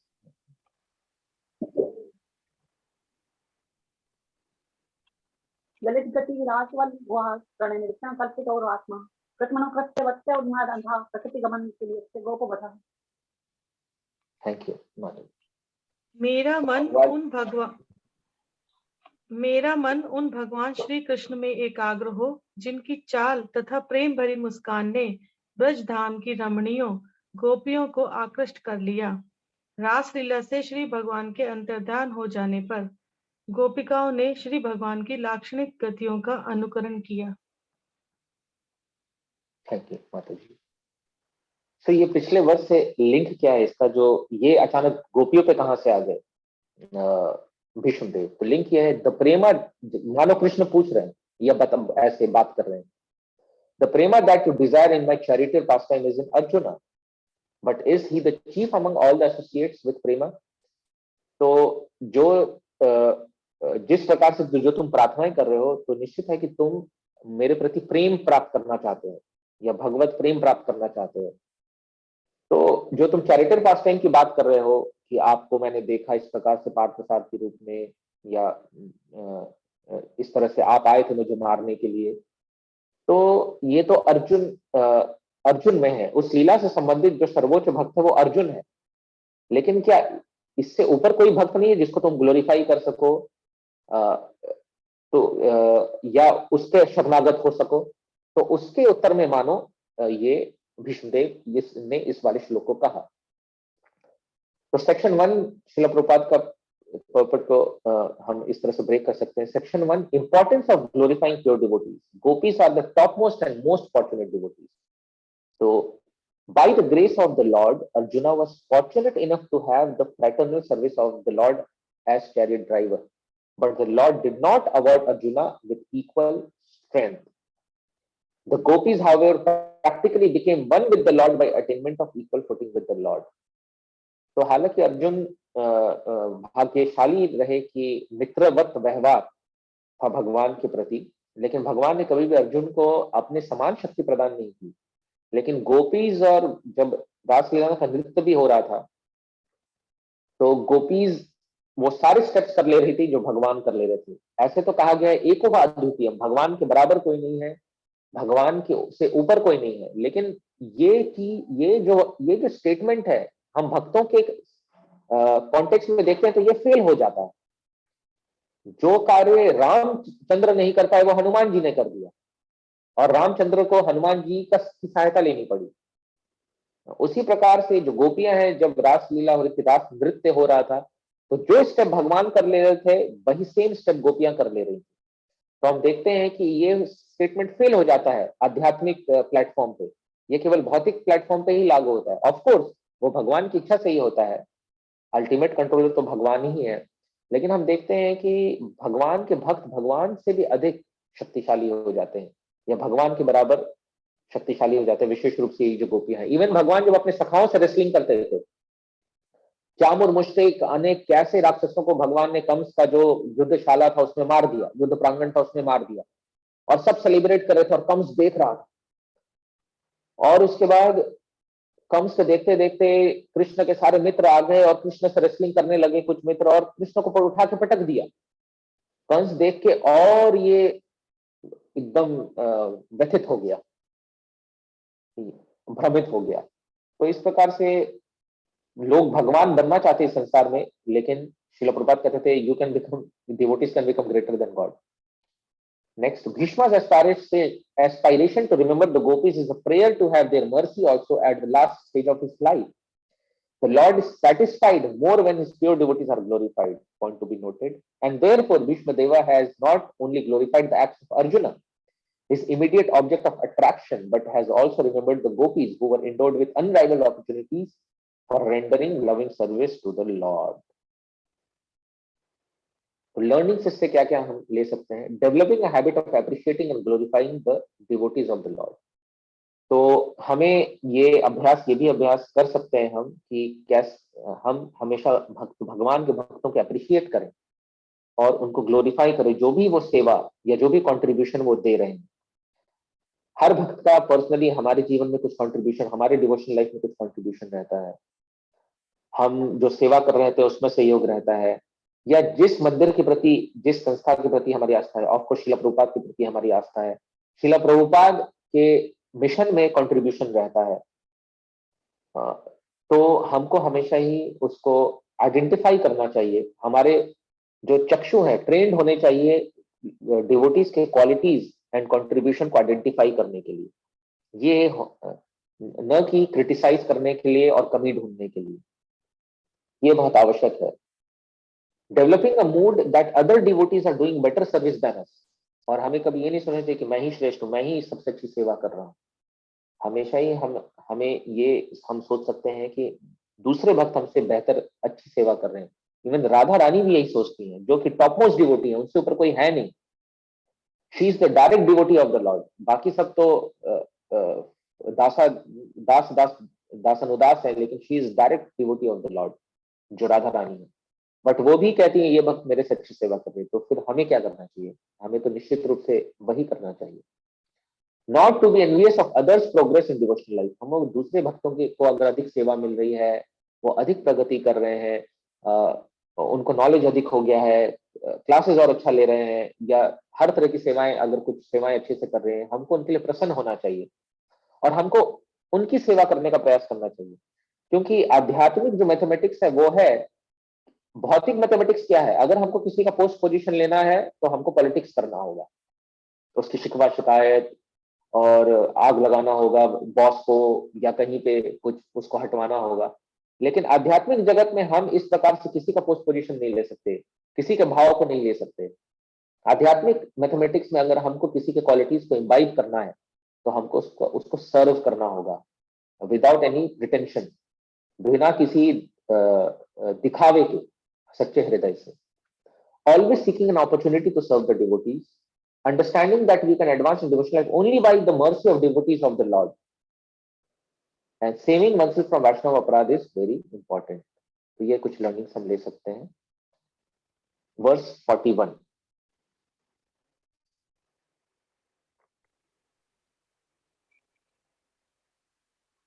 मैं पढ़ूं प्रभु जी? हाँ, यस प्लीज।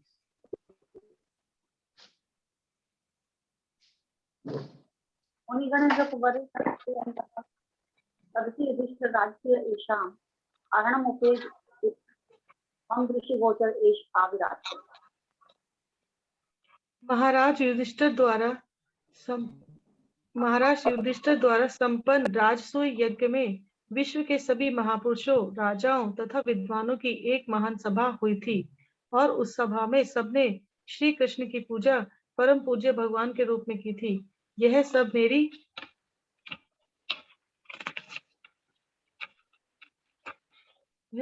आंखों के सामने हुआ, और मैंने इस घटना को स्मरण रखा, जिससे मेरा मन श्री भगवान में लगा रहे। थैंक यू माता। तो इसमें जो श्लोक प्रभु ने तात्पर्य दिया है, उसमें पहले सेक्शन में उन्होंने राजसूय यज्ञ के विषय में चर्चा किया कि ये राजसूय यज्ञ है क्या। तो उन्होंने थोड़ा सा बैकग्राउंड बताया कि युधिष्ठिर महाराज, ये कस्टमरी होता था कि अगर किसी को पृथ्वीपति बनना होता था या king of the whole planet, तो वो एक घोड़े को सारे राज्यों में भेजता था, और जो भी एक चैलेंज के रूप में, और जो चैलेंज स्वीकार करता था वो घोड़े को बंदी बना लेता था, और फिर वो राजा जाके युद्ध करता था, उस घोड़े को छुड़ाता था। तो इस प्रकार से, और अदरवाइज नहीं तो राजा घोड़े को सम्मान के साथ आगे चले जाने देते थे और एक्सेप्ट कर लेते थे उनके किंगशिप को। तो इस प्रकार से विष्णु महाराज ने भी घोड़े को भेजा था, फिर वो घोड़ा रिटर्न होके आया, तो फिर राजसूय यज्ञ हुआ, उसके विषय में श्रील प्रभुपाद ने बताया। फिर दूसरे सेक्शन में श्रील प्रभुपाद ने बताया personal meditation is far superior than impersonal meditation and is actual meditation. तो जो भगवान का साकार रूप है उस पे ध्यान करना, केवल रूप पे ही नहीं, नाम रूप गुण धाम लीला पे, वही सही मायने में मेडिटेशन है या ध्यान है। जो निराकार ब्रह्म पे ध्यान है, वो ध्यान, श्रील प्रभुपाद हमेशा कहते थे कि ध्यान करने के लिए कोई ऑब्जेक्ट ऑफ मेडिटेशन होना चाहिए। निराकार में object of meditation he missing है, तो मेडिटेशन कैसे होगा? कोई मेडिटेशन पॉसिबल ही नहीं है। और मेडिटेशन में अट्रैक्शन कहाँ है? कोई अट्रैक्शन नहीं है। हम अट्रैक्ट होते हैं किसी के ब्यूटी से, किसी के ऑपुलेंस से, किसी के नॉलेज से, किसी के पावर से, किसी के नेम फेम से, किसी के रिनंशिएशन से। ये 6 चीजों के प्रति हम अट्रैक्ट होते हैं, लेकिन निराकार ब्रह्म में कुछ भी नहीं है अट्रैक्ट होने के लिए। तो एक वो आर्टिफिशियल मेडिटेशन हो जाता है, या ध्यान एक कृत्रिम रूप से ध्यान लगाना हो जाता है। इसलिए personal meditation is far superior than personal meditation and is actual meditation. Personal meditation means to meditate on the Supreme Lord, is to meditate on activities, Supreme Lord, which is to meditate on the activities, form, pastimes, name and fame of the Lord. तो meditation का मतलब क्या है कि भगवान के नाम, रूप, गुण, लीला, धाम पे ध्यान करना, स्मरण करना। In Bhagavad Gita 12.5, it is clearly stated that to meditate upon the impersonal feature of the Supreme is very difficult. It is practically no meditation or simply a waste of time, because very seldom is the desired result obtained. The devotees, however, meditate upon the Lord's factual form and pastimes, and therefore the Lord is easily approachable by the devotees. This is also stated in Bhagavad Gita 12.9. The Lord is not different from his transcendental activities.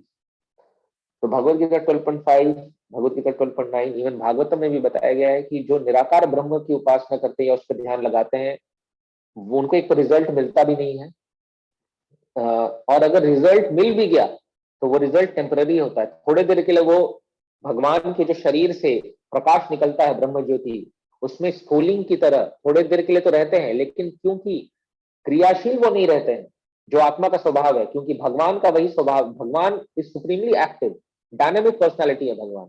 ऐसा नहीं एक जगह बैठे हुए हैं ऐसे कुछ कर नहीं रहे हैं, भगवान इज सुप्रीमली एक्टिव। और जीव क्योंकि भगवान का अंश है, तो जीव का नेचुरल टेंडेंसी एक्टिव रहना, इनएक्टिव नहीं रहना। तो क्योंकि वो इनएक्टिव स्टेट में रहते हैं भगवान के ब्रह्म ज्योति में, एक प्रकाश पुंज बन के, तो ज्यादा देर तक वहां पे उनका मन लगता नहीं। अब क्योंकि भगवान की लीलाओं का ज्ञान नहीं है, जो भगवान का जो धाम है, भगवान की लीलाएं हैं, उनका ज्ञान नहीं है, तो फिर एक्टिव रहने के लिए ही प्लेटफॉर्म बन जाता है दोबारा इस भौतिक जगत में आना। तो इसलिए ऐसी आत्माएं जो कि सायुज्य मुक्ति को प्राप्त करती हैं, merging in the impersonal effulgence of the lord, वो वापस इस भौतिक जगत में आ जाते हैं और फिर फिलॉन्थ्रोपिक वर्क करते हैं, हॉस्पिटल्स खुलवाएंगे, ये करेंगे। वैसे तो बोलेंगे ब्रह्म सत्य जगत मिथ्या, ब्रह्म जगत ये मिथ्या है, लेकिन मिथ्या जगत में ही पूरा एक्टिविटी भी करेंगे। तो इस तरह से वो अपने ही फिलॉसफी को कॉन्ट्रडिक्ट करते हैं। और भगवान का नाम, रूप, गुण, लीला, धाम भगवान से अभिन्न है। तो हम किसी का भी स्मरण कर लें, किसी पे का भी श्रवण कर लें, किसी का भी कीर्तन कर लें, वो भगवान का ही मेडिटेशन है। सेक्शन 3 में श्रील प्रभुपाद बताते हैं, ordinary man cannot, not man, गलती से लिखा गया, ordinary man cannot become God and God can never be an ordinary man. Learnings क्या है इससे हम ले सकते हैं? ऑफ कोर्स मेनी लर्निंग्स हो सकते हैं, ये जस्ट मैंने कुछ नोट डाउन किया, it is not the end. Hari अनंत हरि कथानंद, एक ही श्लोक से हम बहुत कुछ सीख सकते हैं, लेकिन जस्ट जो मेरे सीमित बुद्धि में जो समझ में आया वो बस जस्ट मैं शेयर कर रहा हूँ। We can win over all our enemies residing in our heart only by the mercy of the Lord. तो जैसे भगवान की कृपा से युधिष्ठिर महाराज या पांडवों ने अपने सारे शत्रुओं पर विजय प्राप्त किया, तो शत्रु बाहर नहीं है। अर्जुन भी जब युद्ध करने जा रहे थे तो वो बाहर के शत्रु से चिंतित नहीं थे, वो अपने हृदय के शत्रुओं से चिंतित थे कि कहीं मैं काम के वश होके तो ये युद्ध नहीं कर रहा, कहीं क्रोध के वश होके, भौतिक क्रोध के वश होके, लोभ के वश होके, मोह के वश होके, वो अपने हृदय के शत्रुओं के चाल को पहचानने का प्रयास कर रहे थे। बाहर से तो वो शत्रु मान नहीं रहे थे। तो उसी प्रकार से हमें समझना होगा कि बाहर कोई शत्रु नहीं है, शत्रु हमारा मन ही है। हमारे हृदय के अंदर जो काम, क्रोध, लोभ, मोह, मत, मात्सर्य है, वही हमारा शत्रु है। और बिना भगवान की सहायता के, बिना भगवान को अपने पक्ष में लिए हम उन शत्रुओं पे कभी विजय प्राप्त नहीं कर सकते हैं। और भगवान को पक्ष में लेने का सबसे सरल उपाय है भगवान के शुद्ध भक्तों के गाइडेंस में भक्तिमय जीवन को संपन्न करना। Understanding that the most important and revered persons in our lives are Krishna and his pure devotees. तो जैसे राष्ट्रीय यज्ञ में जब राष्ट्रीय यज्ञ हो रहा था तो सबसे महत्वपूर्ण व्यक्ति चुना गया कृष्ण को। और वो राजसूय यज्ञ कैसे लोगों का एक असेंबली था, ब्राह्मणों और क्षत्रियों का असेंबली था वो। श्रील प्रभुपाद तात्पर्य में कहते हैं कि वैश्य और शूद्रों को उतना इंपॉर्टेंट सोसाइटी में नहीं समझा जाता था। तो ब्राह्मण और क्षत्रिय मतलब जो ब्राह्मण वो तो ऋषि होते ही थे और राजर्षि, तो जहां हंसों का जमावड़ा होता है या हंसों का असेंबली होता है वहां पे भगवान को सबसे अधिक इंपॉर्टेंस दिया जाता है। तो हमारे अंदर जो हृदय में जो षड रिपु है, काम क्रोध लोभ मत मत्सर, वो छोटे छोटे राक्षस की तरह है।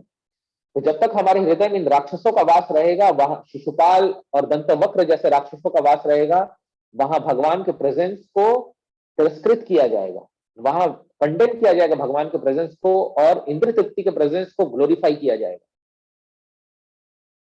तरफ भागेगा। तो इसलिए ये इंपॉर्टेंट है कि हम अपने मत मत्सर की जगह भगवान और भगवान के भक्तों को अपने हृदय में जगह दें, तब जाके हमारे हृदय में भगवान will become, Lord will become the most important person, और तब हम अपने जीवन की सिद्धि को प्राप्त कर पाएंगे। तो इसलिए हृदय को शुद्ध करना बहुत आवश्यक है। Vaishnavas are even above Brahmanas, try to come to sattva guna and then to विशुद्ध सत्व। तो सबसे पहले हमें सत्व गुण में आने का प्रयास करना चाहिए, क्योंकि जनरली कहा गया है कलियुग शूद्र संभवा। तो प्राय जो कलयुग में जन्म लेते हैं वो शूद्र लक्षण के होते हैं, और वो नेचुरल भी है। देखिए सतयुग बीत गया, त्रेता युग बीत गया, द्वापर युग बीत गया, हम सारे युग में फेल होके आए। न हम त्रेता युग में भगवत धाम जा पाए, न सतयुग में भगवत धाम जा पाए, न त्रेता युग में जा पाए, न कलयुग न द्वापर युग में जा पाए। तो हम समझ सकते हैं कि हमारा क्या क्वालिफिकेशन रहा होगा, हम किस प्रकार के लोग रहे होंगे जो कि भगवत धाम नहीं जा पाए इतने फेवरेबल एजेस में भी। तो हम सब एक जगह इकट्ठा हुए हैं। तो इसलिए हमको प्रयास करना है भक्ति के नियमों का बहुत ही विधि विधान से पालन करके, जो भक्ति में नियम श्रील प्रभुपाद की शिक्षाओं में है, जो श्रील प्रभुपाद ने बताए हैं, उसको बहुत स्ट्रिक्टली फॉलो करना। तब जाके हम सत्व गुण में आएंगे। एंड पहले बिना सत्व गुण में आए विशुद्ध सत्व में आना पॉसिबल नहीं है। पहले ब्राह्मण बने हम, फिर वैष्णव बने, इस प्रकार से बात है। तो ब्राह्मण मीन्स नॉट लाइक कंप्लीट ब्राह्मण इन द सेंस कि हम भगवान के तत्व को नहीं समझे, अभी हम केवल यही सोचे कि भगवान निराकार है। क्योंकि ब्राह्मण और वैष्णव में अंतर क्या होता है, ब्राह्मण आत्म तत्व को जानते हैं लेकिन भगवत तत्व को नहीं जानते, और वैष्णव आत्म तत्व और भगवत तत्व दोनों को जानते हैं, वो सारे तत्वों को जानते हैं भगवान की कृपा से। तो ब्राह्मण इन द सेंस कि हमारा जो रूटीन होना चाहिए, हमारा लाइफ स्टाइल वो सत्वगुण होना चाहिए। ब्रह्म मुहूर्त में उठना, नहाना, मंगल आरती अटेंड करना, भक्तों के साथ में जप करना, और जो वैष्णव सदाचार जो पुस्तक है उसमें सारे जो जीवन एक जो हरि भक्ति विलास पे आधारित है, जो सनातन गोस्वामी ने लिखा था वैष्णव सदाचार पे, उसका पालन करते हुए भक्ति में जीवन को जीना। तो हम यहाँ पे विराम देंगे। हमने इन 4 श्लोकों पे चर्चा करने का प्रयास किया, 38, 39, 40, 41। और मैं आशा करता हूँ कि मैं अपने जो भी टूटे फूटे तरीके से आप सबकी सेवा करने का जो प्रयास किया, उसमें थोड़ा बहुत मैं सफल हुआ होऊंगा आप लोगों के आशीर्वाद से। तो अभी नेक्स्ट प्रभु, फिर क्या क्वेश्चन आंसर? यस प्रभु जी, अगर किन्हीं भक्तों का कोई प्रश्न है तो वो अपने हैंड रेस करके, इलेक्ट्रॉनिक हैंड रेस करके उन्हें अनम्यूट कर देंगे और अपने प्रश्न पूछ सकते हैं।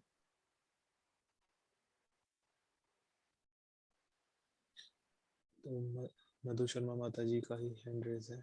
माता जी आप अपने आप को अनम्यूट कर सकते हैं।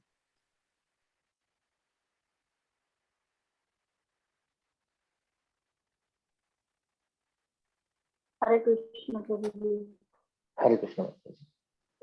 प्रभु जी, मेरा प्रश्न ये है कि एक तरफ तो हमें ये बताया जाता है कि भगवान से भाव से भूखे हैं, है ना, और दूसरी तरफ हम नवधा भक्ति है उसे कैटेगराइज करते हैं गुड बेटर बैड। तो ये कॉन्ट्रडिक्शन क्यों? सॉरी माता जी, दूसरा लाइन थोड़ा वॉइस ब्रेक हो गया था, मैं सुन नहीं पाया कि नवविधा भक्ति में। एक तरफ तो हमें कहा जाता है, बताया जाता है कि भगवान से भाव से भूखे हैं, और दूसरी तरफ ये नवधा भक्ति को कैटेगराइज किया गया है गुड बेटर बेस्ट में। तो ऐसा कॉन्सेप्ट क्यों? हाँ, बहुत अच्छा प्रश्न है माधुरी जी आपका। तो गुड बेटर बेस्ट में कैटेगराइज नहीं किया गया, जैसे कि हम स्कूल में एडमिशन लेते हैं, तो it is best to take admission in from first class. कोई एक छोटा बच्चा है, वो सीधा 12th क्लास में एडमिशन नहीं ले सकता। एंड स्टडिंग जो लोअर क्लास के स्टडीज है वो बेसिस बनते हैं हायर क्लास की स्टडीज को 12th करने के लिए। लेकिन जो लोअर क्लास का कॉन्सेप्ट है वो तब भी उतना ही इंपॉर्टेंट रहता है एट ऑल टाइम्स, और धीरे धीरे हम उसमें कॉन्सेप्ट्स ऐड करते जाते हैं। तो जो पहला स्टेज है हृदय के शुद्धिकरण करने का, जो सबसे सरल उपाय है, जिसके आधार पर आगे की स्टेजेस को हम अपने जीवन में उतार सकते हैं, वो है श्रवण। सो इट इज नॉट कि बेस्ट उसमें कोई सुपरलेटिव और कंपैरेटिव कंपैरिजन है, लेकिन एक नए भक्त के लिए सबसे पहले क्या करना चाहिए वो बताया गया है। श्रवण और कीर्तन is most important for devotee, और आगे जाके श्रवण कीर्तन भी रहता है और लिम्स भी ऐड होते जाते हैं। ये है, जैसे अगर हमें स्मरण करना है तो बिना श्रवण और कीर्तन के हम कर नहीं पाएंगे स्मरण भगवान का सही से।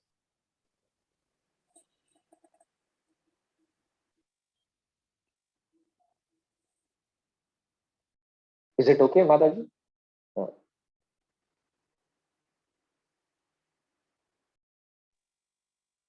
जी प्रभु। नेक्स्ट प्रभु जी अग्नि मित्रम प्रभु जी का हैंड रेज है, तो प्रभु जी आप अपना प्रश्न पूछ सकते हैं अनम्यूट करके। हरे कृष्ण प्रभु जी। हरे कृष्ण प्रभु जी ये पूछना था कि जैसे तीन अक्सर आप बताते हैं कि एब्सोल्यूट ट्रूथ को जानने का 3 स्तर है, ब्रह्म, परमात्मा, भगवान इसी शब्द से। तो जैसे प्रभु जी, Brahman in the sense soul realization, और Paramatma in the sense supreme soul realization in the heart, और भगवान रियलाइजेशन प्रभु जी मतलब ये अर्थ विग्रह से बात करना, यही भगवान रियलाइजेशन है क्या? जो अभी आप बता रहे थे लेक्चर में पीछे कि अर्थ विग्रह से बातें करना, कि जैसे प्रभुपाद को भी अर्थ विग्रह बताते थे कहाँ पे क्या कैसे है। और एक जीव जागो मीडिया चलता है हैदराबाद गोल्डन टेम्पल से, वो भी बहुत सारी ऐसी ऐसी कहानियां बताए, मतलब कि जो अलवर होते थे या फिर रामानुजाचार्य को गाइड करना इस तरीके से। तो ये थोड़ा बताइए, यही पूछना। तो भगवान का 3 फीचर है, सच्चिद आनंद, तो संवित, संधिनी और आह्लादिनी। तो जो सत मीन्स इटर्निटी, और चित मतलब नॉलेज ज्ञान, तो शाश्वतता ज्ञान, और आनंद मीन्स आनंद ब्लिस। तो जो ब्रह्म साक्षात्कार है वो भगवान की सत फीचर या शाश्वतता का साक्षात्कार बस है कि निराकार ब्रह्म शाश्वत है। और जो परमात्मा साक्षात्कार है वो सत और चित भगवान का एस्पेक्ट है, जो शाश्वतता और ज्ञान। ज्ञान मतलब कि परमात्मा सबके हृदय में विराजमान है और उपदृष्ट और नियंता है, वो सबके एक्टिविटीज को नोट कर रहे हैं, he knows everything in and out. और लेकिन जो आनंद एस्पेक्ट है, जो भक्तों के साथ आदान प्रदान, वो तो भगवान रियलाइजेशन पे ही उसका रियलाइजेशन होता है, जो भगवान के आनंद एस्पेक्ट का या ब्लिसफुल एस्पेक्ट का रियलाइजेशन होता है।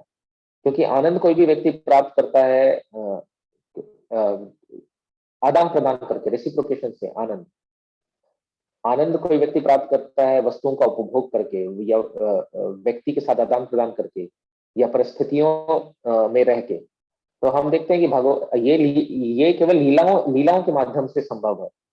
वस्तु का उपभोग करना, व्यक्ति से आदान प्रदान करना, और एक इन्वायरमेंट को एक्सेप्ट करना। कभी गोवर्धन पे चले गए, कभी राधा कुंड श्याम कुंड के किनारे चले गए, कभी पहाड़ों पे चले गए, कभी झरनों पे चले गए, कभी मैदानों में चले गए, कभी नदी में स्नान कर लिया। ये परमात्मा फीचर में नहीं है, तो आनंद तो इसका रियलाइजेशन नहीं है।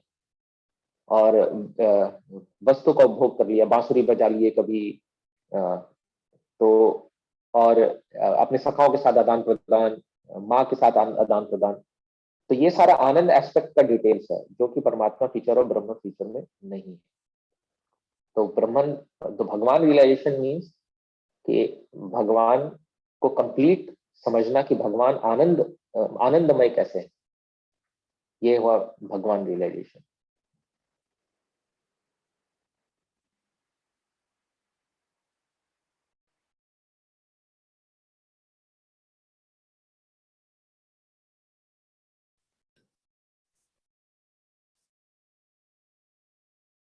तो हरे कृष्ण प्रभु जी, क्या हम एक दो प्रश्न और ले सकते हैं?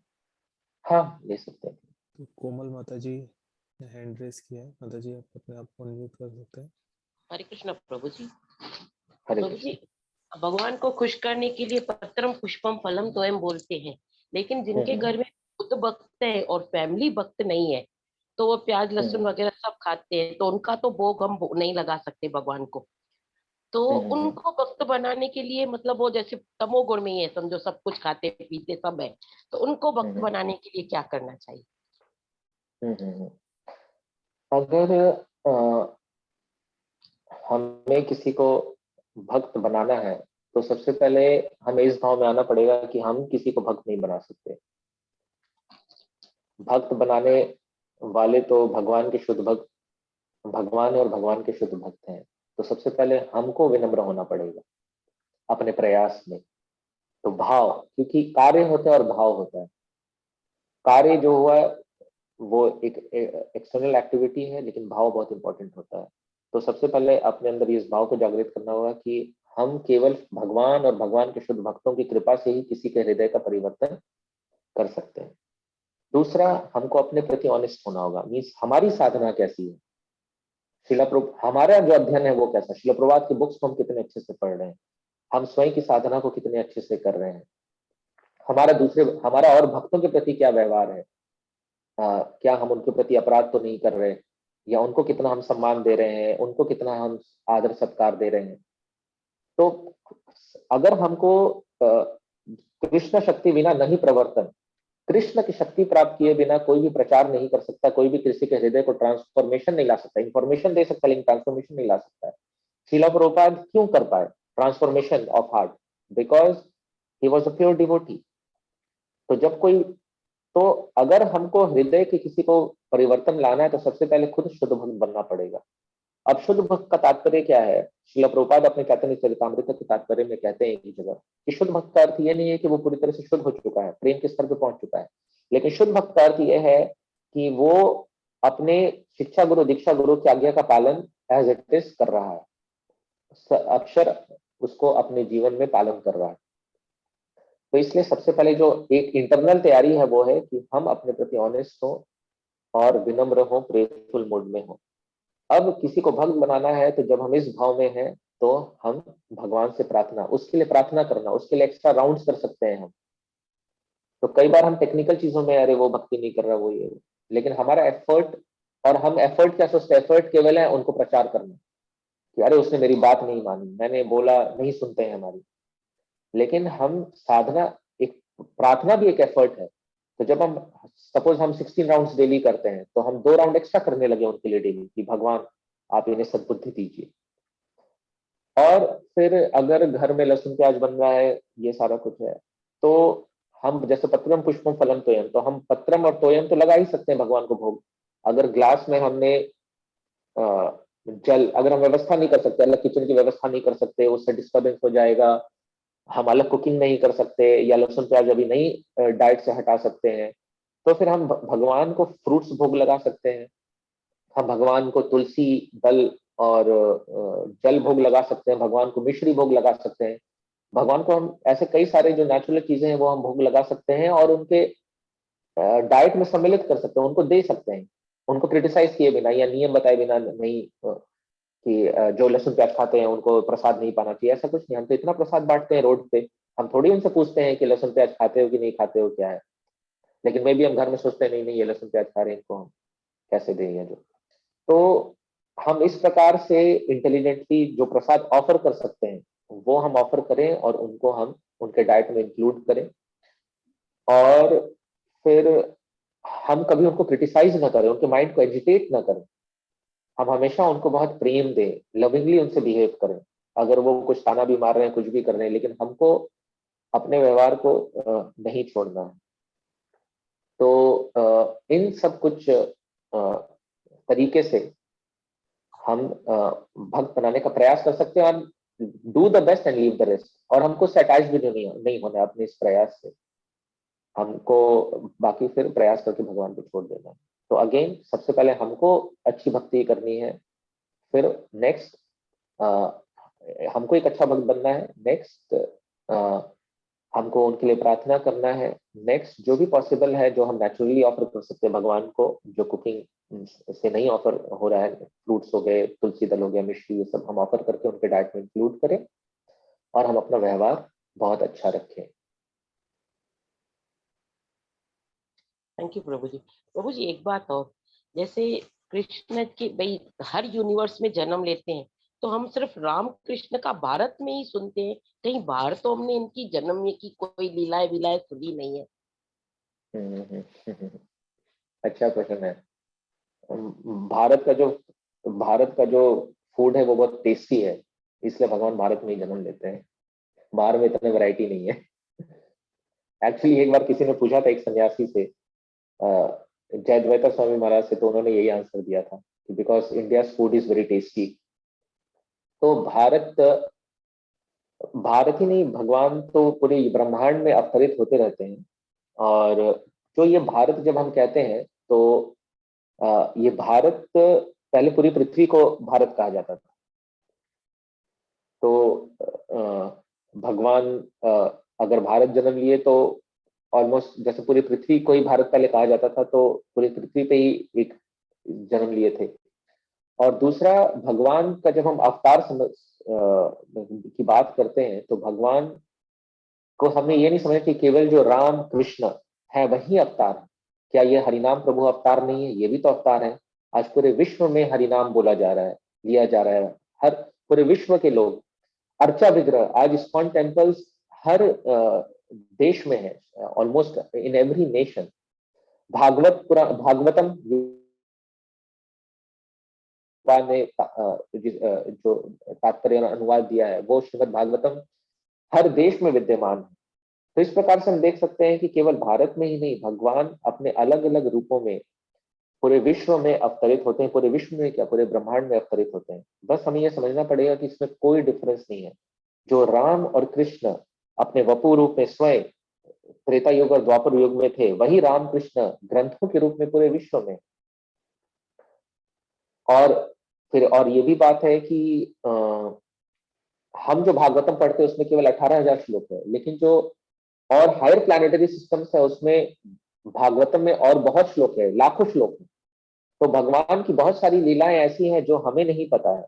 हमें सिर्फ जो 18,000 श्लोक है भागवतम में या अन्य पुराणों में, टोटल मिला के 6 लाख श्लोक है सारे, ऑलमोस्ट 6-7 लाख श्लोक है जो सारे ग्रंथों में।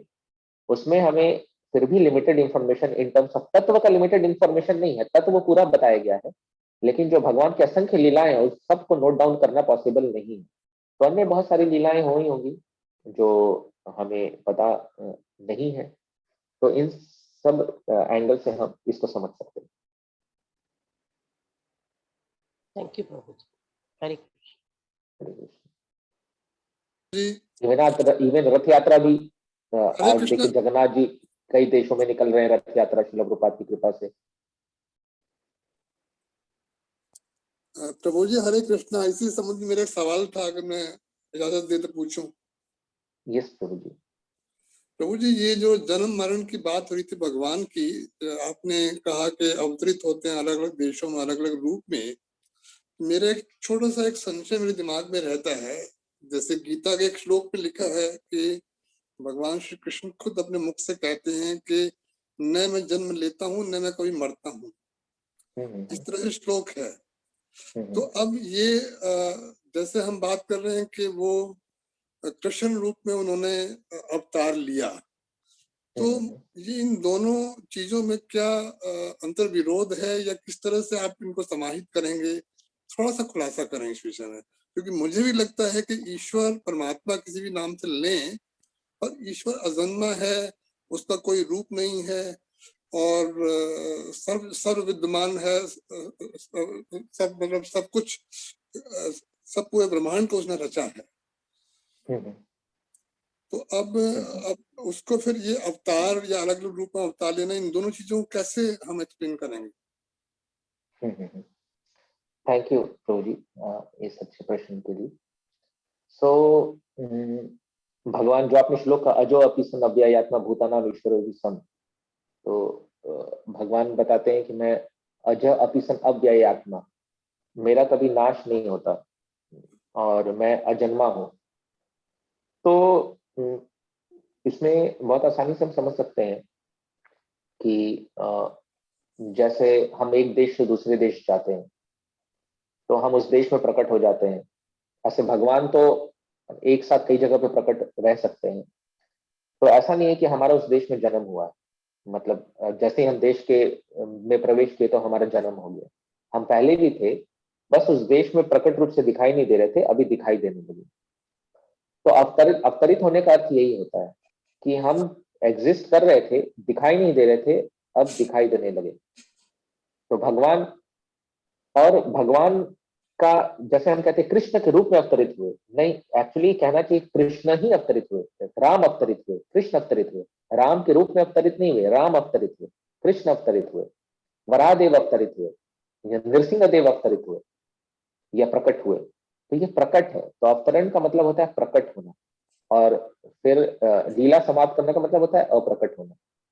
तो शाश्वत रूप से राम भी है, जैसे रामादि मूर्ति शुक्ला नियमिन तिष्ठ नाना अवतार अकरोध भुवनेशु किंतु कृष्ण परम उपमान स्वयं भगवान यो गोविंदम आदि पुरुषम तमहम भजामि।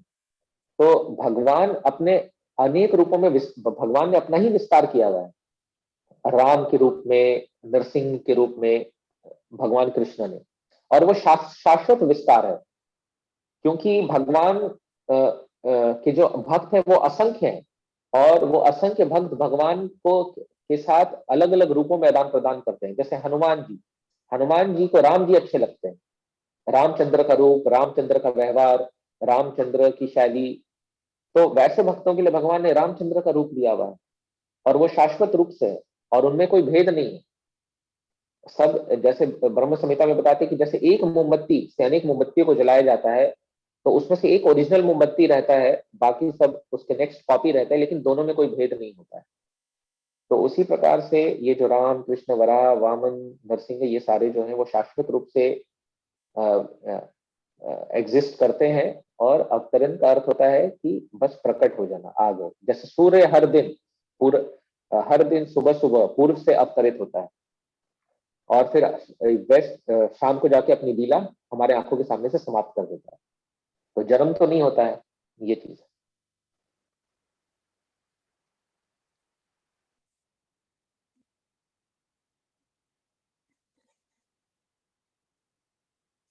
तो आपने ये समझाया कि बेसिकली वो उसी रूप में प्रकट होते हैं, जन्म नहीं लेते। जी, शरीर नहीं बदलते वो, ऐसा नहीं कि उनका शरीर बदलता है, वो एज इट इज आते हैं। प्रभु जी, मैं थोड़ा सा प्रभु जी यहाँ पर कुछ बताना चाहता हूँ, अगर आप कहें तो। आशीष मोहन को वो कहने या नहीं कहने वाले नहीं प्रभु जी, एक आर्टिकल हम पढ़े थे इनकारनेशन के ऊपर, जो गौड़ीय वैष्णव, वो श्री संप्रदाय वैष्णव के अंदर में जो बताते हैं। तो जैसे प्रभु जी, उनका कहना होता है कि जो अवतार होते हैं वो उनका अक्षय अमृतम होता है, मतलब आदि शंकरा जो बताए थे कि अक्षय अमृतम, इसका कोई क्षय नहीं और ये अमृत से बना हुआ है, तो अवतार हमेशा एग्जिस्ट करेंगे ही करेंगे, वो कभी खत्म नहीं हो सकते। Thank you Prabhu, thank you very much. तो हरे कृष्णा एवरीवन। तो हम इस भागवतम के सत्र के अंत में पहुंच चुके हैं, मतलब अंत तो नहीं है, अभी हम अगले हफ्ते भी मिलेंगे, और ये एक एटर्नल हमारा प्रोग्राम है, जब तक हम जीवित रहेंगे कोशिश करेंगे यहाँ आते रहें, एकत्रित होते रहें। आज हमने देखा कि किस प्रकार भगवान अपने भक्तों को प्रोटेक्ट करने के लिए किसी भी हद तक जा सकते हैं। भगवान इंडिपेंडेंट है, मगर एट द सेम टाइम हमें इंडिपेंडेंट नहीं होना है। हमें रसराज गौर प्रभु जी, हिज ग्रेस रसराज गौर प्रभु जी, हिज ग्रेस वेदांत चैतन्य प्रभु जी जैसे किसी न किसी प्रामाणिक बोनाफाइड स्पिरिचुअल अथॉरिटी के शेल्टर में अनुगत होके हमें ये दिव्य ज्ञान जो कि भगवत गीता, भागवतम और अन्य वैदिक शास्त्रों में दिया हुआ उसको समझने का प्रयास करना चाहिए। और जैसे कि प्रभु जी ने बताया कि मतलब ये डेटा कलेक्शन का मतलब इंफॉर्मेशन कलेक्ट करने का बात नहीं है। इंफॉर्मेशन तो हम बुक, मैगजीन, टीवी, न्यूज़पेपर यहाँ से और खुद भी शास्त्र पढ़ के इंफॉर्मेशन ही कलेक्ट कर पाएंगे, मगर अपने जीवन में ट्रांसफॉर्मेशन नहीं लेके आ पाएंगे, है ना। और आपने खुद भी देखा कि इतना लॉफ्टी, इतना हाई स्टैंडर्ड टॉपिक को प्रभु जी ने किस प्रकार अपने वाक शक्ति से इतने आसान तरीके से हमें समझा दिया आज। और प्रभु जी जो भी यहाँ प्रीच कर रहे हैं वो सब पर्सनली प्रैक्टिस भी करते हैं। प्रभु जी पहले एज अ प्रोजेक्ट मैनेजर बाहर देश विदेश ट्रैवल करते थे अपने काम के कारण, और आज प्रभु जी जो है हम सभी लोगों के समक्ष यहाँ पर अपना हमें इतने बिजी स्केड्यूल के बाद भी हमें यहाँ पे अपना समय दे रहे हैं। और हमें प्रभु जी के प्रति कृतज्ञता व्यक्त करते हुए और प्रभु जी का धन्यवाद देते हुए हमें मुझे नहीं खाना सर्दियों में 9, 9:30, पौने 10 बजे खाना। मुझे 4 बजे उठना होता, अब उठ के तक ही नहीं, हमारे हर प्रभु जी ने मना करा हुआ। हरे कृष्णा। तो हम प्रभु जी का धन्यवाद देते हुए इस सेशन को क्लोज करेंगे। और प्रभु जी आप कुछ फाइनल वर्ड्स बोलना चाहेंगे? फाइनल वर्ड्स यही है कि मेरे अंदर कोई क्वालिफिकेशन नहीं है, ये तो हिज ग्रेस वेदांत प्रभु की असीम कृपा है कि थोड़ा भी जो भी मैं थोड़ा बहुत सेवा कर पा रहा हूँ, उनका गाइडेंस नहीं हो, उनका प्रेम नहीं हो तो पता नहीं किस आंधी में हम माया के आंधी में उड़ जाएंगे। So all the credit goes to his grace Vedant Prabhu and Srila Gurudev and परंपरा। और मैं बहुत आभारी हूँ कि आप सभी ने मुझे सेवा का मौका दिया, सेवा का अवसर प्रदान किया, जिससे कि नहीं तो मैं माया में लगा रहता, आपने एंगेज किया तो मैं कुछ भागवतम के विषय पे चर्चा कर पाया। तो आप सभी का बहुत बहुत धन्यवाद। तो आप सभी से अनुरोध है कि इसी प्रकार आप सभी लोग यहाँ जूम ये ऑनलाइन मीडियम का इस्तेमाल करके हम जिस तरीके कितने सुंदर तरीके से हम भगवान के विषय में सुन पा रहे हैं, तो हमें इसी तरीके से जो है आप सभी लोगों से अनुरोध है कि आप आइए और इसमें भाग लीजिए। और हम लोग प्रभु जी के प्रति कृतज्ञता व्यक्त करते हुए और धन्यवाद देते हुए उनके लिए एक बार हरे कृष्ण महामंत्र का चैंट करेंगे। हरे कृष्णा हरे कृष्णा कृष्णा कृष्णा हरे हरे, हरे राम हरे राम राम राम हरे हरे। हिज ग्रेस रसराज गौर प्रभु की जय। श्री प्रभुपाद की जय।